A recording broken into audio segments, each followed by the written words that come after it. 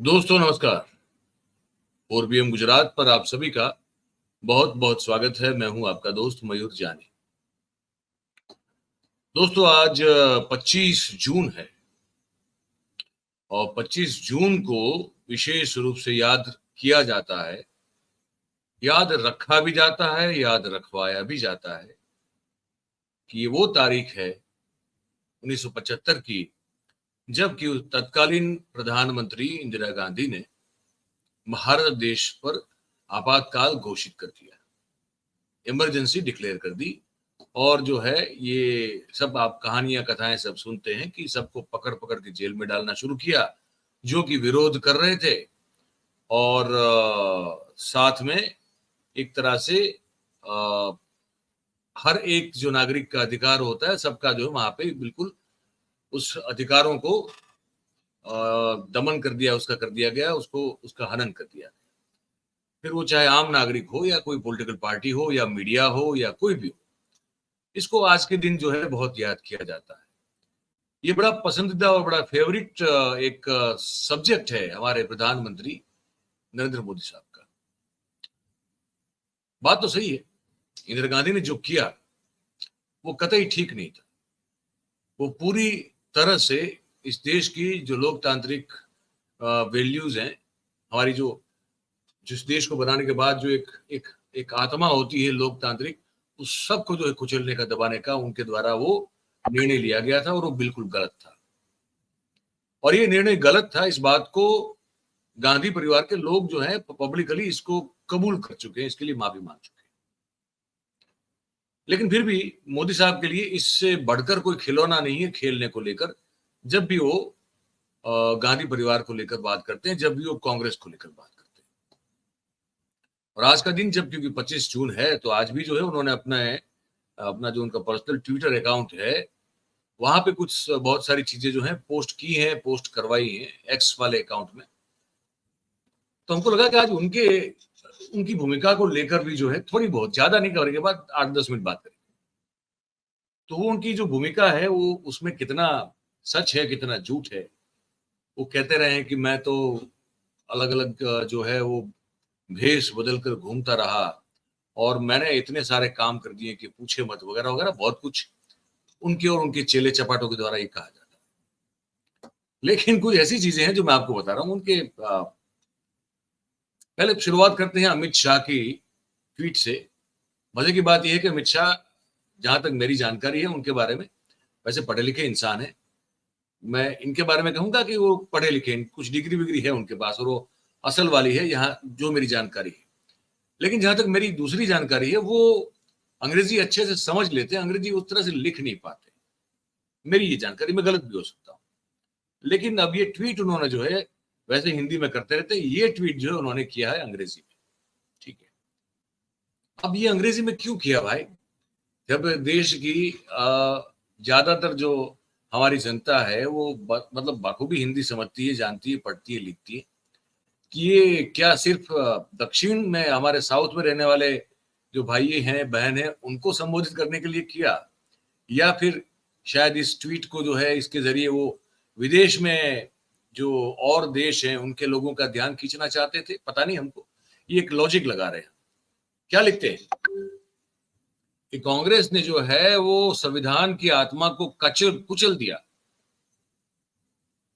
है ना। शुरुआत का पहला सेंटेंस जो अंग्रेजी में लिखा है उसका मतलब ये होता है, क्यों? तो अपने परिवार को सत्ता में टिकाए रखने के लिए। ठीक है, फिर लिखते हैं कि इंदिरा गांधी ने जो है वो अनलिश कर दी रूथलेस एट्रोसिटीज, अत्याचार, रूथलेस क्रूरतापूर्ण अत्याचारों को अनलिश कर दिया। मतलब कि उसके घोड़े के अस्तबल के ताले खुलते तो कैसे घोड़े दौड़ते हैं, वैसे कहते हैं कि अत्याचार दौड़ रहे थे, कुचल रहे थे सबको, ठीक है, देश के लोगों पर, ये आपातकाल के दौरान। ठीक है, अब आगे लिखते हैं, फिर अब घूम फिर के आ जाते हैं वो बेचारे राहुल गांधी पर। तो लिखते हैं कि the Yuvraj of the Congress party has forgotten that his grandmother imposed the emergency and his father, Mr. Rahul Gandhi, on 23rd July 85 said in the Lok Sabha, taking much pride in the horrific episode, there is nothing wrong with an emergency. लेकिन उसके बाद उन्होंने भी माना कि ये गलत था। राहुल गांधी समेत जो पूरा परिवार है वो भी मान चुके हैं कि ये उनकी दादी ने या तो इंदिरा गांधी ने जो किया था वो ठीक नहीं था, बिल्कुल अनुचित था। लेकिन वो सिलेक्टिव मेमोरी वाले लोग हैं, तो वो फिर जो है उनको जो याद रखना है, जो याद दिलवाना है, उसी पर बोलेंगे, उसी को लिखेंगे। ठीक है। अब जब ये अमित शाह ने लिख दिया, तब जाके मैं आपको और चीजें बताना चाहता हूं कि अब आती है बारी मोदी साहब की। तो का वो है, वो आप देखिएगा, तो उन्होंने जो है वो एक मोदी आर्काइव्स करके कोई है, जो कि बड़े भक्त होंगे, या तो इन्हीं के द्वारा कोई पेड आदमी होगा, वो ट्वीट करता है, फिर मोदी साहब उसको रिट्वीट करते हैं। तो वो जो ट्वीट है पहला, वो मैं आपको दिखाता हूं। ये कहा गया भाई, ये जो है ना, ये देखने समझने वाली बात है, वो दिखाऊंगा। उससे पहले अगर आप ये देख लें, ये देख लें, ये वाला ट्वीट, ठीक है। अब देखिए, वो मोदी आर्काइव करके भी आपको दिखेगा स्क्रीन पे, उसको रिट्वीट किया है, रिपोस्ट किया है नरेंद्र मोदी साहब ने, और लिखा है कि the dark days of emergency were very challenging times. In those days, people across all walks of life came together and resisted this attack on democracy. मतलब कि वो एक उन्होंने हैशटैग बनाया है, डार्क डेज ऑफ इमरजेंसी। कहा कि वो बड़े चैलेंजिंग, बड़े चुनौतीपूर्ण थे वो जो दिन थे वो, और देश के जो सभी तबके के जो लोग थे वो जो है एक साथ इकट्ठा हुए, और ये लोकतंत्र पर हुए हमले के खिलाफ उन्होंने आवाज उठाई। फिर अपने बारे में लिखने से वो कैसे चुकेंगे, क्योंकि उनके लिए हर चीज जो है वो अपने बारे में है। तो कहते हैं कि I also had numerous experiences working with various people during that time. कहते हैं कि मुझे भी जो है उस दौरान बहुत बहुत सारे अनुभव हुए अलग अलग लोगों से मिलकर काम करने को लेकर। और फिर उन्होंने एक जो है नीचे वो मोदी आर्काइव की वो थ्रेड है, वो डाली हुई है, कि जो थ्रेड है उसमें आप देख सकते हैं कि मैंने क्या क्या किया। फिर वो मोदी आर्काइव आप देख सकते हैं, उसमें लिखा है कि in his own words Narendra Modi has described the emergency as an unexpected opportunity, मतलब कि आपदा में अवसर, that allowed him to work with leaders and organizations across the political spectrum, exposing him to diverse ideologies and viewpoints. इसका कुल मिला के हिंदी सार में यही होता है कि मोदी आर्काइव वाले जो भी इनके चेले चपाटे या तो पेड वर्कर हैं, वो ये लिख रहे हैं, पता नहीं, कोई हो सकता है न्यूट्रल आदमी भी, हम नहीं जानते, आमतौर पे ये होता है इसलिए कहते हैं। तो वो लिखते हैं कि भाई मोदी साहब के कहने के मुताबिक इमरजेंसी के दौरान उनको बहुत ऐसी अनपेक्षित रूप से जो है वो अपॉर्चुनिटीज मिली, जिसको हमेशा वो आपदा में अवसर कहते हैं, जिससे वो बहुत सारे पॉलिटिकल लीडर से, संस्थाओं के लीडर से, संस्थाओं से, अलग अलग पॉलिटिकल स्पेक्ट्रम के लोगों से मिले, और भिन्न भिन्न विचारधाराओं के लोगों से भी मिले, और भिन्न भिन्न विचारधारा के लोगों से उनका संवाद भी हुआ। ये सब बातें वो लिखते हैं। अब मैं आपको एक चीज और बताने जा रहा हूं, ये सब कहना किसका है? मोदी साहब का। ठीक, मान लेते हैं, मान लेते हैं। इस दौरान उन्होंने एक किताब लिखी, गुजराती में उसका शीर्षक है संघर्ष मां गुजरात। हिंदी अगर कर दे इसका तो ये होता है कि संघर्ष में गुजरात। ठीक है। अब उसकी आलोचना भी इस समय तो 70s में बड़े अच्छे अच्छे गुजरात में साहित्यकार हुआ करते थे, तो किसी ने की। अब उन्होंने इसमें लिखा है पूरा, ये पुस्तक के साथ ही वो है ये। अब इसमें आप गुजराती समझ नहीं पाएंगे, लेकिन मैं आपको ये समझाना चाहता हूं कि इस पेज पर जो अंतिम पैराग्राफ है, उस पैराग्राफ में जिसने आलोचना की वो क्या लिख रहा है, मैं आपको वो पढ़ के सुनाना चाहता हूं। ठीक है, वो बड़ा इंटरेस्टिंग है।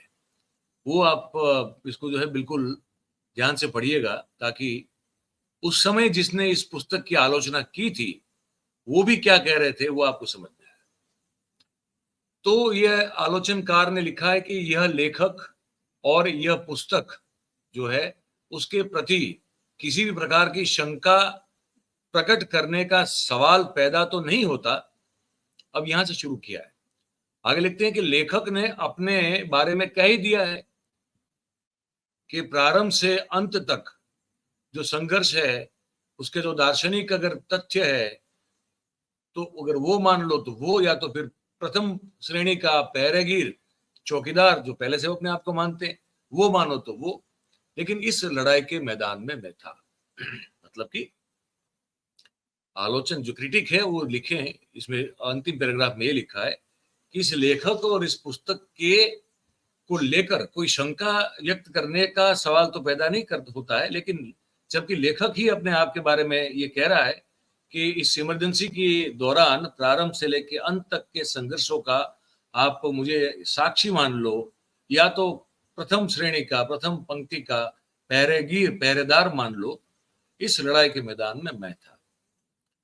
आगे ये जो क्रिटिक हैं वो लिखते हैं कि ऐसी स्थिति के कारण समग्र संघर्ष प्रवृत्ति के प्रति लेखक जो है, उस लेखक का अहोभाव हो, और अगर वो छोटी से छोटी बात को बड़ा स्वरूप देकर उसकी प्रशंसा करने के लिए प्रेरित हो, तो फिर वो स्वाभाविक है। आप समझे मेरी बात को?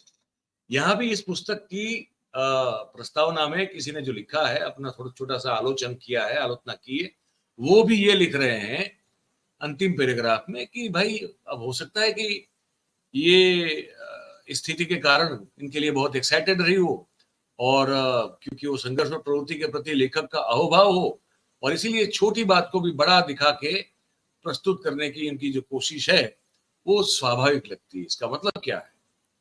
इसका मतलब ये भाई साहब, ये अपने आप में ये प्रस्तावित करता है कि हमारे जो प्रधानमंत्री हैं वो 70s से जो है वो मतलब राय का पहाड़ बनाने में बड़े काबिल है। वो हर चीज जो बहुत छोटी होती है तो उसको बड़ा चढ़ा के बताने में उनको वहां से महारत हासिल है, या तो उनकी वो फितरत रही है जिसका भोग जो है हम लोग, आप और मैं, सब देशवासी जो है पिछले 10-12 साल से बन रहे। गुजरात हालांकि बहुत लंबे अरसे से बन रहा है, वो अलग बात है। तो ये सब जो है चीजें ये बताती। अब जो अच्छा महारत उनको किस में हासिल थी? महारत उनको इस काम में हासिल थी। देखिए ये वाली जो बात है ना, ये वाली बात, ये अलग अलग तरह के भेष जो है वो धारण करना, बदलना, वो आज भी वही करते रहते हैं, है ना।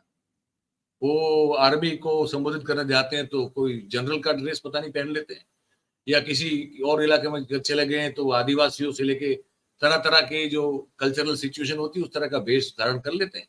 अब ये मामला इमरजेंसी का था तो उन्होंने इमरजेंसी में इस तरह के सरदार जी के, हमारे सिख भाई के, या तो फिर कुछ फ्रेंच कट गाड़ी वाले, या तो फिर ये गाड़ी बढ़ा के इस तरह के भेष धारण किए। लेकिन मजे की बात इसमें क्या बता, ये जो उनके ये मोदी आर्काइव वाले हैं वो फिर ये लिखते हैं कि ये इस तरह से भेष बदलते थे ताकि उनको कोई पहचान न पाए, और इसलिए जो है फिर वो बहुत सारी गर्भ प्रवृत्तियों में शामिल थे, और इसके चलते वो बहुत सारे जो उस समय इमरजेंसी के खिलाफ जो पब्लिकेशंस पब्लिश होते थे उसका वो सर्कुलेशन में उसका उनका बड़ा रोल था। और एक बार तो कोई गोपनीय दस्तावेज जो है कोई जेल में जाकर दे आए थे, यही अलग अलग वस्त्र परिधान और एक गेटअप बदल के। अब इसको देखते हैं ना हम, जब भाई साहब आपको सच बताए, हमको एक फिल्म याद आती है, हंसने की बात नहीं कर रहे, लेकिन एक फिल्म याद आती है। वो एक अंदाज अपना अपना करके एक बहुत अद्भुत कल्ट फिल्म बनाई राजकुमार संतोषी साहब ने। वो आमिर खान और सलमान खान और परेश रावल का डबल रोल, और मतलब कि गजब। शक्ति कपूर का भी एक वो रोल था कि मोगेम्बो का भतीजा हूँ, आया हूँ तो कुछ लेके जाऊंगा, वो सब वगैरह वगैरह। लेकिन उसमें एक चीज बड़ी इंपॉर्टेंट थी, ये जब देखता हूँ ना मुझे ये जब देखता हूँ और उस पर ये कहा जाता है कि ये ऐसे गेटअप बदलते थे कि पहचाने ना जाए, तो फिर हमको वो दृश्य याद आता है परेश रावल वाला कि मार्क इधर है, तेजा मैं हूं। यहाँ पे ये दाढ़ी लगा के जो है शायद ये जताने की कोशिश करते थे कि दाढ़ी और पगड़ी इधर है, मैं मोदी नहीं हूं। अब आप देखिए, अब कौन होगा जो इनको पहचान नहीं लेगा, ये बताइए। मतलब लेकिन और मजे की बात ये है कि तब भी मतलब उनके साथ फोटोग्राफर रहता था भाई उस जमाने में, मतलब 70s में, मिड 70s में। आप देखिए तरह तरह के एंगल से जो है उनके फोटोज ब्लैक एंड व्हाइट के जमाने में भाई उनके मौजूद है, क्योंकि फोटो जीवी तो महाराज पहले से, ठीक है। लेकिन इस सब पर जो है पंक्चर कर दिया पूरे दावों पर सुब्रमण्यम स्वामी ने एक ट्वीट कर दिया। सुब्रमण्यम स्वामी ने एक ट्वीट किया और कहा कि Modi played no role fighting against the emergency, मतलब कि इमरजेंसी के खिलाफ की लड़ाई में नरेंद्र मोदी का कोई रोल था ही नहीं, कोई भूमिका नहीं थी। He was a RSS प्रचारक in Gujarat, where there was for most part of अच्छा, he was a RSS प्रचारक in गुजरात, मतलब कि वो गुजरात में RSS के प्रचारक थे। Where there was for most part no emergency due to the Gujarat government of Janata Morcha headed by बाबू भाई, मतलब कि उस समय जनता मोर्चा की गुजरात में प्रदेश की सरकार थी और जो कि बाबू भाई, हमारे बाबू भाई जशुभाई पटेल थे, उसके द्वारा वो चलती थी, वो मुख्यमंत्री थे। और इसी क्योंकि वो जनता मोर्चा की जो सरकार थी वहां पे कोई इमरजेंसी को लेकर कोई लफड़ा या कोई इश्यू था ही नहीं, तो मोदी का कोई इमरजेंसी की लड़ाई में रोल था ही नहीं, ऐसा स्वामी लिखते हैं। आगे लिखते हैं कि Modi has a bad habit of trying to grab credit when none is due to him. Swamy लिखते हैं कि मोदी को एक बहुत बुरी आदत है कि जिस काम में उसकी कोई भूमिका नहीं होती है ना, वहां भी वो श्रेय लेने की पूरी कोशिश करते हैं। ये उनकी बहुत बुरी आदत है। तो हमने सोचा वो आदत के बारे में आपको एक बार फिर से बता दें, तो बता दिया, क्योंकि आज का दिन बड़ा ऐतिहासिक है और 50 साल हो गए आपातकाल को, ये कह सकते हैं। तो उसी में जो है मैंने कहा कि झूठ का जो एक और गुब्बारा है, चलो उसको जो है पंक्चर कर दिया जाए, आप तक पहुंचाया जाए। तो हमने पहुंचा दिया। अब आपकी जो भी प्रतिक्रिया, राय, कमेंट जो भी होती है, आप हमको लिख के जरूर से भेजिएगा कमेंट बॉक्स में। और अगर आपको बातचीत हमारी जो है पसंद आई हो, जानकारी अगर अच्छी लगी हो, तो फिर आप इस वीडियो को लाइक जरूर से करें। इस वीडियो की लिंक जो है भाई, इसको हो सके उतना शेयर करें, तो ज्यादा से ज्यादा लोगों तक इसकी जानकारी पहुंच पाएगी। और अंत में हमेशा कहते हैं, आज भी कह रहे हैं कि हमारा जो चैनल है 4PM गुजरात, उसे आप सब्सक्राइब करें और अपने आसपास के लोगों से करवाएं। बहुत बहुत धन्यवाद करेंगे आप सभी का इस कार्यक्रम में हमारे साथ जुड़ने के लिए। Thank you very much. नमस्कार।